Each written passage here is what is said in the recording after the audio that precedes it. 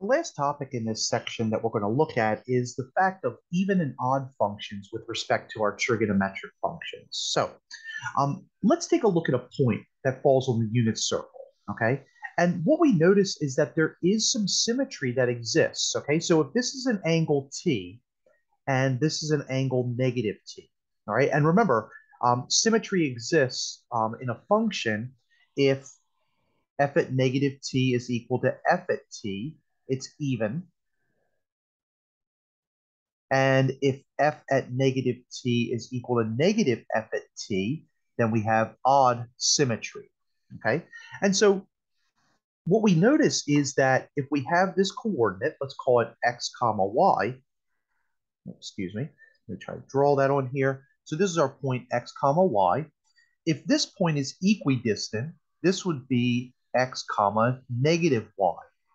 And what we remember is that the x is going to be the cosine function, or this is the cos of t, and this would be the cos of negative t, all right? And so what we notice right here is that the cosine function is even because when we substitute negative t back in, we get the exact same x values.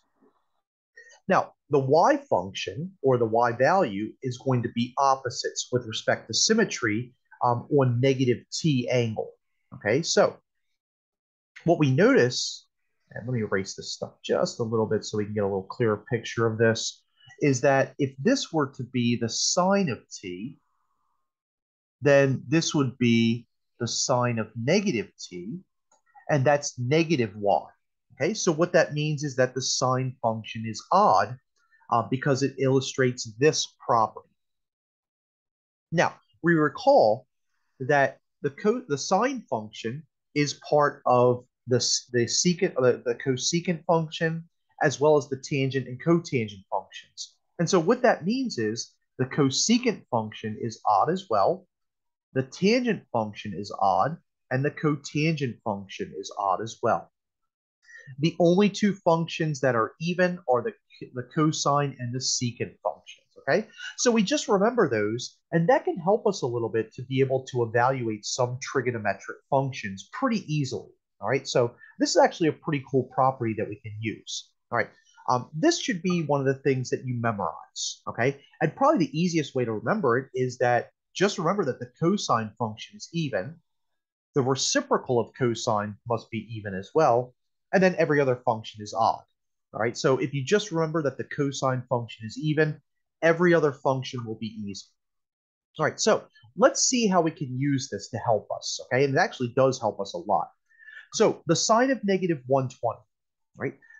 Remember, the sine function is odd. And so if it's odd, what that means is that we can just take the negative and move it on the outside. So this is the opposite of the sine of 120 degrees, okay? So remember, right here, that's the property of our odd function. Well, what we can do is we could just go back to the unit circle and we can look at the y coordinate at 120 degrees. So we're going to go all the way back up to 120 degrees, which is right here. The y coordinate is root 3 over 2. And so that's going to be a negative root 3 over 2. All right, so we just take the opposite, and that's root 3 over 2. All right, you might remember in a previous video, we found a coterminal angle, which means we would have had to add 360, and then we would have had to go through and try to find a unit circle. This is a little bit quicker than that. Another example is the secant function of negative 3 pi.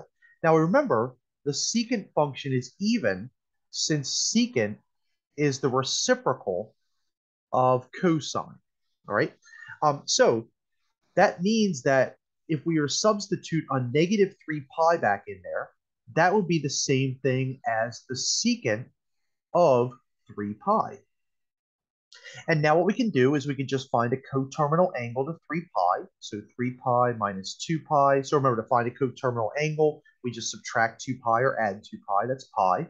So this is now the same thing as the secant of pi. Remember, the secant is 1 over the x coordinate. So we're going to go all the way back up. We're going to look at the x coordinate at pi. Okay, so we just go to our unit circle. All right. And at pi, our x coordinate is negative 1. All right, so this is just going to be equal to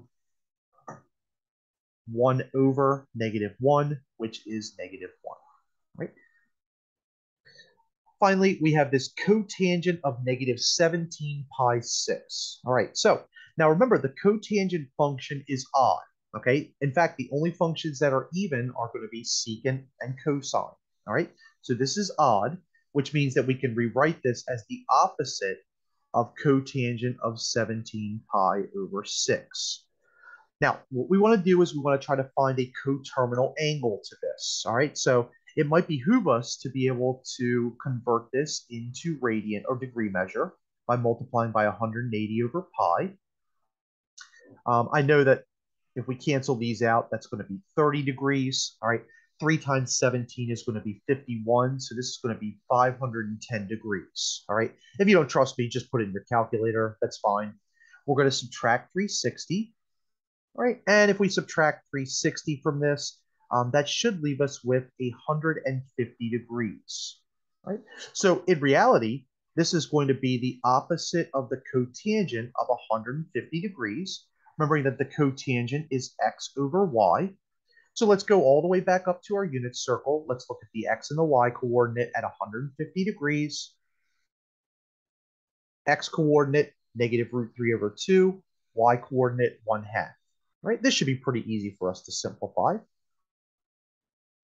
And so that's going to be the opposite of, we said that x was going to be -√3 over 2 for the x coordinate, and then the y coordinate is 1/2.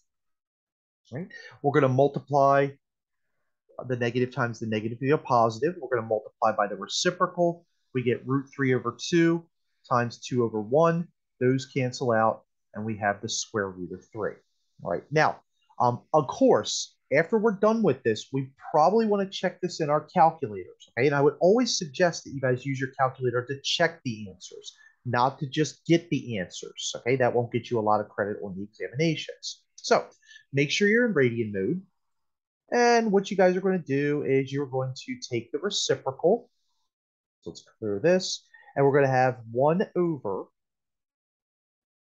the tangent of, we said, -17 pi 6. All right, so sorry about that. That's going to be -17. Oh, I don't know how that got out of there, but so we say -17 pi over 6. All right. And that gives us 1.73, blah, blah, blah, blah. All right. The answer that we got was the square root of 3. So let's just find the square root of 3. Hey, it's the exact same thing. All right. That means we did it correctly.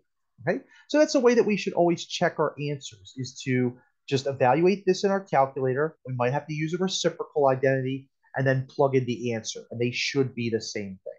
All right. So mercifully, that's everything in the section. All right. So things to memorize. All right. Again, this is really important to your success throughout the remainder of the course. All right. Memorize the values of the 6 trig functions. Okay.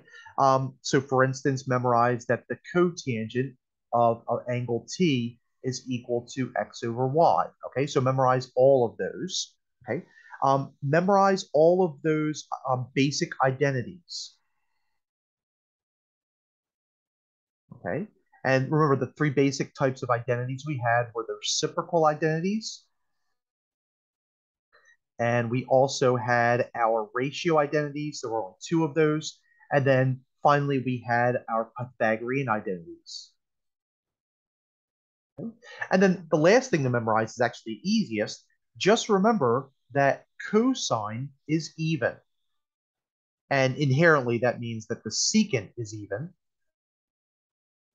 Everything else is odd. Okay, so, and of course, you need to remember the definition of even and odd. All right, so memorize these before we go on to our next section. Okay, I can't stress enough that if you can memorize these, it's going to make your lives infinitesimally easier when it comes time for the examination, and also it comes time for your other courses, especially for those of you that are engineers, physicists, mathematicians, computer scientists.